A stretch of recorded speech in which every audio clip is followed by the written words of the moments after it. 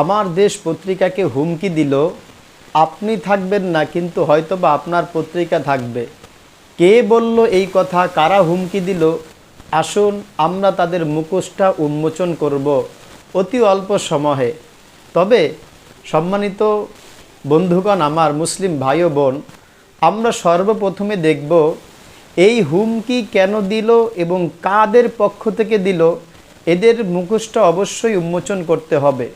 বিষয়টি হলো, আমার দেশ পত্রিকা একজন প্রতিনিধি এম হাসান, তিনি কুমিল্লায় দায়িত্বরত রয়েছেন আমার দেশ পত্রিকায় হিসেবে। তার ফোনে হোয়াটসঅ্যাপে সম্ভবত একজন কল দিয়ে, হোয়াটসঅ্যাপে কল দিয়ে বলতেছে, হাসান সাহেব, একসময় আপনি থাকবেন না, কিন্তু আপনার পত্রিকা ঠিকই থাকবে। এই হুমকি কেন দিলেন? হাসান সাহেব আমার দেশ পত্রিকার প্রতিনিধি, তিনি জানিয়েছেন যে আমি শেখ হাসিনাকে নিয়ে যেই লেখালেখি করি, যে কলম ধরি, সেজন্য আমাকে ভয়েস দিয়ে আমাকে এই হুমকিগুলো দেওয়া হয়েছে যে আমি যেন তার নেত্রীর নামে আর কখনো এরকম প্রোপাগান্ডা না ছড়াই, আমি মিথ্যে না লেখি। তাহলে এর থেকে বোঝা যায় যে আমার দেশ পত্রিকাকে হুমকি দেয়া মানে জনগণকে হুমকি দেয়া।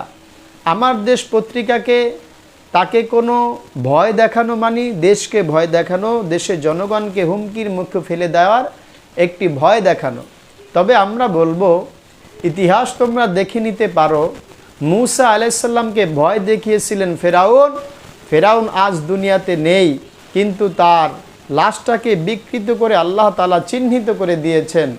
কিন্তু মূসা আলাইহিস সালামের মান, শান, মর্যাদা, সম্মান, ইজ্জত, কেরিয়ার আল্লাহ পাকের কাছেও রয়েছেন, মানুষের কাছেও রয়েছেন। তবে মূসা আলাইহিস সালামকে যারা ডিস্টার্ব করেছিল তারা কিন্তু দুনিয়াতে নেই।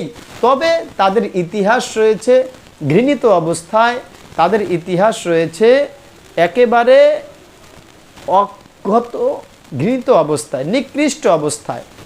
ইব্রাহিম আলাইহিস সালামের সাথে যারা ডিস্টার্ব করেছিল হুমকি দিয়ে, তারা ছিলেন নমরুদ এবং নমরুদের দলবল। নমরুদও নেই, ইব্রাহিম আলাইহিস সালামও নেই। তবে পার্থক্যটা কি? ইব্রাহিম আলাইহিস সালামকে কিয়ামত পর্যন্ত মুসলমান স্মরণ করে থাকেন, এটাই বাস্তবতা। আর নমরুদকেও স্মরণ করে ঘৃণার সাথে। ইতিহাস থেকে তোমরা শিক্ষা নিয়ে নাও। এরও আগে যদি তোমরা যেতে চাও, তাহলে দেখো বাবা আদম আলাইহিস সালাম থেকে নিয়ে আজ পর্যন্ত, এমনকি ইলা ইয়াউমিল কিয়ামা, কিয়ামত পর্যন্ত আদম আলাইহিস সালামকে স্মরণ করবে আল্লাহ তাআলা নবী হিসেবে, সর্বপ্রথম মানুষ হিসেবে। তবে আদম আলাইহিস সালামকে যে ইবলিস ডিস্টার্ব করেছিল, হুমকি দিয়েছিল, সেই ইবলিসকেও মানুষ স্মরণ করে লানত হিসেবে, ঘৃণার পাত্র হিসেবে। সুতরাং আমরা বলবো, আমার দেশ পত্রিকাকে তোমরা হুমকি দেওয়ার কে? তাকে তোমরা হুমকি দিতে পারো না। যদি পারো, সত্যের সাথে তোমরাও কাঁধে কাঁধ মিলিয়ে নাও। এতে তোমরা যাই হও না কেন, যেই হও না কেন, আমাদের কিচ্ছু আসে যায় না। তবে আল্লাহ তাআলা কোরআনে বলেন, তাআওয়ানু আলাল বিররি ওয়াত তাকওয়া ওয়ালা তাআওয়ানু আলাল ইসমি ওয়াল উদওয়ান। খবরদার শোনো মুসলমান, তাআওয়ানু আলাল বিররি ওয়াত তাকওয়া, তোমরা ভালো কাজে একে অপরকে সাহায্য করো, সহযোগিতা করো। ওয়ালা তাআওয়ানু আলাল ইসমি ওয়াল উদওয়ান, কিন্তু মন্দ কাজে, অন্যায় কাজে, জুলুমের কাজে একে অপরকে সাহায্য সহযোগিতা করো না। যেহেতু আমার দেশ পত্রিকা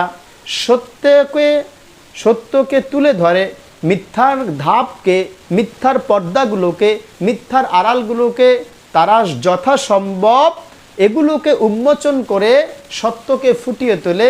এজন্য আমার দেশ পত্রিকার উপরে চোখ কারা রাখে, নজর কারা রাখে, আমরা এটাকে ভালো করে বুঝি। সুতরাং যারা আমার দেশ পত্রিকাকে হুমকি দেয়, অবশ্যই তাদেরকে এই কথা বুঝে নেওয়া প্রয়োজন, জরুরি, যে আমাদের চেয়ে বড় বড় তারাই দেশে টিকতে পারল না। আমরা ইঁদুরের গর্ত থেকে, বাদরের ডালা থেকে হুমকি দিয়ে আমাদের ক্ষতি ছাড়া আর কোনো গতি হবে না। এজন্য নিজেদের গতিকে রোধ করতে হবে। আমার দেশ পত্রিকাকে হুমকি দিয়ে কোনো লাভ হবে না। হয়তো একজন বিদায় হতে পারে, কিন্তু একজনের পরিবর্তে আল্লাহ পাক 100 জনকে দাঁড় করিয়ে দিবেন। আর তোমাদের মুখোশগুলোকে জাতির সামনে উন্মোচন করে দিবেন। এজন্য খবরদার, হকের সাথে পাশে থাকা আমাদের জরুরি। হককে ধমক দেওয়া, হককে দাবিয়ে দেয়া, হককে ভয় দেখানো, এটি মুসলমানের কাজ না। আল্লাহ আমাদের সবাইকে ঈমান নিয়ে হকের সাথে থেকে লড়াই করে, সংগ্রাম করে জীবন কাটানোর তৌফিক দান করেন। আমিন ইয়া রাব্বাল আলামিন।